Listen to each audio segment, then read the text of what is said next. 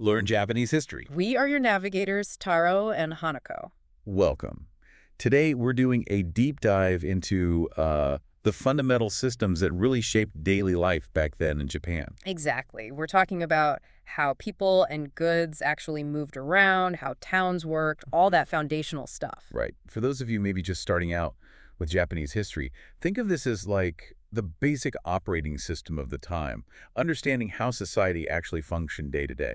That's a great way to put it. We'll look at roads, travel, cities, trade, even money. It all connects. Okay, so let's start with getting around. It sounded like a proper national transport network was beginning to take shape. Absolutely. The shogunate put a lot of effort into specific roads. The big ones were the five main roads, the Tokaido, Nakasendo, Nikodochu, Oshudochu, and Koshudochu.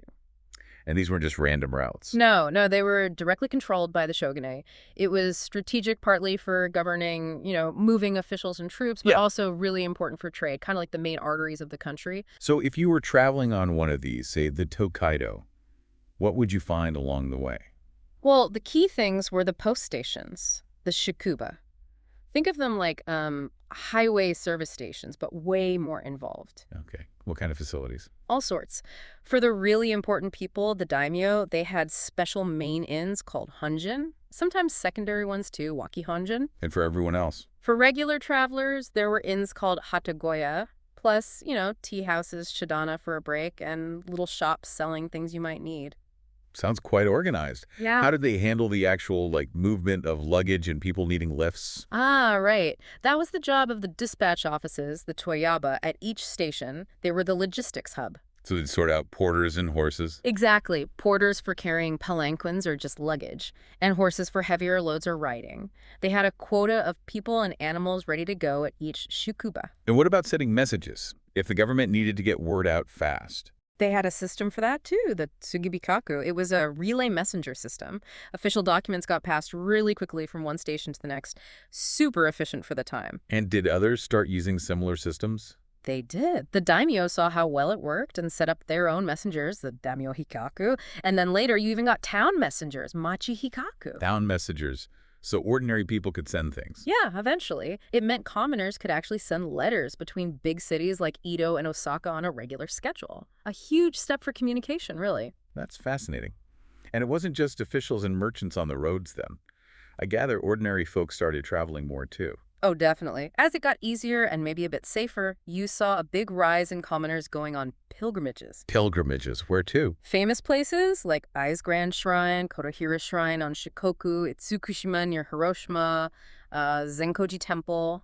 Very popular destinations. Wow. And not just religious trips. No, people started taking leisure trips too, visiting the big cities, Kyoto, Nara, Osaka, Edo, or going to hot spring resorts. Hot springs. Like which ones? Well, places still famous today, actually. Kusatsu, Ikaho, Hakone near Edo, Atami, Arima near Osaka, Dogo. Yeah. Yeah, All that travel must have had an impact, right? People seeing different parts of the country. a huge impact. It really broadened people's perspectives, spread ideas, and led to more cultural exchange between regions. You weren't just stuck in your own little village anymore. But with all these people moving around, were there controls? Security? Yes, definitely. The shogunate and the local lords set up checkpoints, sekisho, and smaller guardhouses, banjo, at strategic points. To check travelers. Yep. Monitor who was going where, collect tolls sometimes, and on certain routes, especially near Edo, there were quite strict restrictions, particularly on weapons and women traveling alone. Oh. And then you had natural obstacles. Like rivers. Rivers were a big one. Many weren't bridged, especially on the Tokaido. So how did you cross? Well, some major ones like the Yahagi, Tenru, and Fuji rivers had ferry services, but others you just had to wade across, like the Sakawa, Okitsu, Abe, and the really famous one, the Oi River. Ugh, the Ore River. I read that was particularly difficult. It really was, because it wasn't bridged. You had to go to the river office, the Kalkaisho, pay a fee, get a tag. Yeah. Like proof of payment. And then you were carried across. Carried, physically. On the shoulders of specific river crossing workers, it was quite a system. And they had rules based on the water level. Rules. Like what? If the water was too high above 4 shaku, about 1.2 meters, horses weren't allowed. And if it got even higher, 4 shaku 5 sun, maybe 1.35 meters, people weren't allowed to cross at all. Wow, so you could get stuck. Absolutely. Which, funny enough, was actually good business for the inns on either side, in Shimada and Kanaya. Long rains meant stranded travelers and full rooms. Huh, an unexpected economic benefit. So apart from tricky river crossings, what else would you see along the road? Well, you'd see milestones, Ichirizuka, marking the distance, usually every rai, which is about 4 kilometers. Often the roads were lined with trees, pines, or cedars planted for shade. That sounds quite pleasant. It could be. And you'd find lots of those little tea houses, the chidana, selling snacks like rice cakes, maybe some tea. A good spot for a rest. But you'd want to find somewhere proper to stay before dark, I imagine. Oh, definitely. Traveling at night wasn't really advisable, so you'd aim to reach a post station. And for a regular person, what were the lodging options like? 2 main choices, really. The most basic was called kichin. Basically, you paid for firewood and maybe floor space, but you brought your own rice and cooked your own food. Self-catering, essentially. Okay. And the other option? That was the hatago, a proper inn where they provided meals, usually dinner and breakfast included in the price. More comfortable, but cost more. Were the rooms private? Not usually, no. Rooms were often quite small, maybe just a few tatami mats, and you'd very commonly share with other travelers you didn't know, so you had to be a bit careful with your belongings. Theft wasn't unheard of. Right, makes sense. Okay, so that's land travel. What about moving things by water? You mentioned trade earlier. Ah, yes. Water transport was actually incredibly important, especially for moving large amounts of goods, much more so than overland. Think bulk cargo. Particularly between the big cities, Yeah. like Edo and Osaka. Exactly. The sea route between Edo and Osaka along the Pacific coast was vital. You had regular sailings of big cargo ships.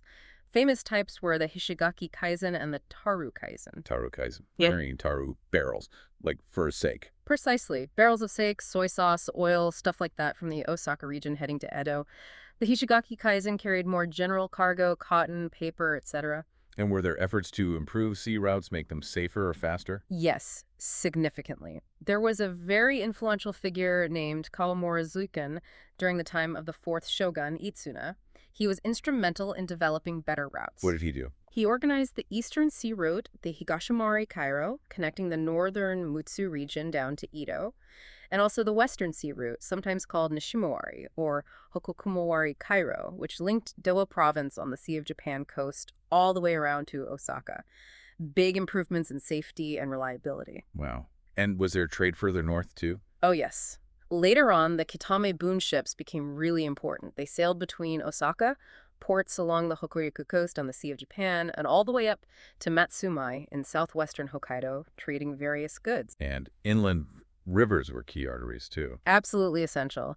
Major rivers like the Tone River system in the Kanto Plain, crucial for supplying Edo, and the Yodo River system connecting Kyoto and Osaka were heavily used. Were new waterways developed as well? Yes, wealthy merchants sometimes invested in major projects. Someone like Sumonokura Ryoya was famous for developing navigation on rivers like the Fuji River, the Hosi River near Kyoto, and building canals like the Takasi River Canal in Kyoto, linking different areas and boosting trade. All this movement of goods and people must have fueled the growth of cities, especially castle towns. Without a doubt. After the wars of the Sengoku period ended, the daimyo brought their samurai retainers to live around their castles, creating these jokomachi castle towns, which became administrative and commercial centers. But the really big players were the 3 capitals, right? Edo, Osaka, and Kyoto. Exactly, the Santo. They reached a level of prosperity and influence far beyond other towns. They were the real engines of the economy and culture. Edo's growth was particularly explosive, wasn't it? From almost nothing. Pretty much. When Tokugawa Ieyasu moved his base there, it was just a small village. But then came massive land reclamation projects, the requirement for daimyo to build residences there, samurai moving in, merchants, artisans. It just boomed. Became a huge consumer market. Massive. Even after devastating events like the Great Fire of Mireki in 1657, it was rebuilt, arguably even bigger and better organized, and the population kept growing. It also became a major center for popular culture. Things like puppet theater, ninyo-jori, and kabuki really took off there. And at the heart of Edo, you mentioned the roads earlier. Nihonbashi, the Japan Bridge, built right at the beginning in 1603. It wasn't just a bridge. It was the symbolic center of the city, the hub of commerce, and officially the starting point for all 5 of those main roads we talked about. Kilometer zero for the whole country, basically. Okay. And Osaka and Kyoto, the Kamigata region, they had different roles. Wow, distinct characters. Hmm. Osaka became known as the kitchen of the nation, Tenka no Daidokuro, The kitchen. Why? because that's where all the rice and other goods collected as taxes by the daimyo from their domains ended up. They had huge warehouses, kuriashiki, lining the canals there, storing and selling all these products. It was the nation's central market, especially for food. And Kyoto. Yeah. Still the imperial capital, but But the emperor had little real power. Kyoto remained the center of, let's say, high culture, tradition, and fine crafts. Its industries thrived, supported by the court, the aristocracy, and also all those pilgrims we mentioned earlier, buying local specialties as souvenirs miage, lacquerware, ceramics, textiles, high-quality stuff. fascinating how they complemented each other. So let's zoom in on the townspeople, the Chōnin. How are the towns actually run? Well, the big cities like Edo, Osaka, and Kyoto were directly administered by a shogunate official, the town magistrate, or machibugyo. But on a local level, day-to-day affairs were handled by town elders, machidoshiori, and then below them, neighborhood heads, mashinanushi. These were usually prominent townspeople themselves. And within the townspeople, were there different groups? Yeah, the main distinction was between those who owned land or the house they lived in. They were the core chonin, sometimes called jinushi, and those who were renters, karinin or shakuyanin. But broadly speaking, their livelihoods revolved around commerce and crafts. You mentioned the daimyo warehouses in Osaka, the kuriashiki, and selling storehouse goods, kuramono. How did that work exactly? Right. The daimyo received their domain's taxes mostly in rice, but also other local products. This stuff was shipped to their warehouses in Osaka or Edo. Then they needed people to manage the storage and, more importantly, sell it. Who did that? Specialized merchants. You had warehouse managers, kuromoto, who handled the physical goods, and crucially, exchange brokers, kakeya, who managed the financial side, selling the goods, converting the proceeds, often silver in Osaka, into currency that daimyo needed, and handling loans and remittances back to the domain. They were like the daimyo's financial agents in the city. Okay. And what about the samurai in Edo who got paid in rice? Did they have similar agents? Sort of. In Edo, near the shogunate's massive rice granaries in Asakusa, a group called Furusashi emerged. Their initial job was to take the rice stipends the lower-ranking samurai received and sell it for them, exchanging it for cash. Just selling rice. Well, it started that way, but they quickly evolved into financiers for the samurai, lending them money against their future stipends. They became quite powerful, essentially acting as bankers for many samurai who were often short on cash. It sounds like the whole commercial world was getting quite organized. Did merchants form groups or guilds? Yes, very much so. Merchants and artisans in the same trade started forming associations called nakama, wholesalers, tonya, retailers, nakagai, specific types of craftsmen, shokunin. They all formed these groups. Why? To control things. Partly, yes, to try and limit competition, set standards, maybe fix prices, and generally protect their business interests. Basically, aiming for a kind of monopoly or at least market control. How did the government feel about that? Initially, the shogunate wasn't keen on them, saw them as potentially restricting trade. But later, especially in the 18th century, they changed tack. They started officially recognizing these guilds, now called kabunakama. Why the change? Money, basically. In return for official recognition and the right to operate exclusively, the kabunakama had to take fees or taxes to the shogunate, known as unjo and myoga. So the government got revenue and the guilds got official backing. Were there famous examples? Oh, yeah. The 24 wholesalers of Osaka were a very powerful group, and in Edo, you had the 10 wholesalers, the Takumi Donya. These were major players in the distribution system. It's interesting. You hear about farmers being heavily taxed, but what about merchants? That's a key point. Unlike farmers, whose tax burden was primarily based on land surveys and assessed rice yield, merchants generally weren't directly taxed on their business profits, at least not in the same systematic way. So they could potentially make a lot of money. Exactly. This lack of direct profit tax meant some merchants could accumulate really substantial wealth quite quickly, especially if they were successful. We already mentioned people like Suminokura Ryoi and Kawamura Zuiken who got rich through huge shipping and civil engineering projects. Any other big names? Definitely. Think of the Kanoik family in Osaka. They started in sake brewing, then branched into shipping, warehousing, and became major financiers, lending to daimyo, or the Mitsui family, originally from Ise province. They started with dry goods like kimono fabric in Edo and Kyoto, and famously pioneered cash-only fixed-price sales. They also got heavily into finance and money exchange, laying the groundwork for the huge Mitsui conglomerate later on. Right. Which brings us nicely to money itself. It sounds like it wasn't straightforward, not just one type of coin. Not at all. It was actually quite complex. The Edo shogunate officially issued three main types of currency: gold, kin, silver, jin, and copper or bronze coins, sen. Gold, silver, and copper. Where were they made? At official mints, the gold mint was the kinza, and the silver mint was the jinza. Yes, like the place in Tokyo today, that's where the silver mint originally was. Huh. Okay. And the government ran these mints directly. Well, they oversaw them, but the actual minting operations were often contracted out to privileged merchant families or guilds. These groups could sometimes profit significantly, especially when the shogunate decided to debase the currency. Debase, meaning reduce the gold or silver content. Exactly. It was called kaichu, reminting. They'd recall old coins, melt them down, add more base metal, and issue more coins of the same face value, but with less precious metal. A way for the government to make a quick profit, but it often led to inflation and instability. So the shogunate controlled the overall system. But private interests were involved in making the money. How did they guarantee the value? They tried. The shogunate had ultimate authority. Really large gold coins, the oban, used mostly for ceremonial gifts, were made at a special mint, the obanza, the everyday gold coins. The koban, worth 1 ryo, the ichibuban, worth 14 ryo, the nishuban, worth 18 ryo, came from the kinza. They were supposed to have a specific weight, makata, and were stamped with official marks gokuin to guarantee authenticity and quality. And silver. Silver was different. It wasn't usually made into standardized round coins. Instead, it circulated mainly by weight. The main forms were the chogin, which were sort of oblong ingots, and mametajin, small bean-shaped lumps. You'd literally weigh them out for transactions. Weigh them every time. That sounds awkward. It was very inconvenient compared to using counted coins. And then you had the small change, the copper or bronze coins, mainly the ishimonsen, the one with the square hole in the middle. People carried strings of these. And I heard something about paper money, too. Yes, especially from the mid-Edo period onwards. Individual feudal domains, the Han, often faced financial problems. To cope, many started issuing their own paper money, called hansatsu, which circulated within their own territory.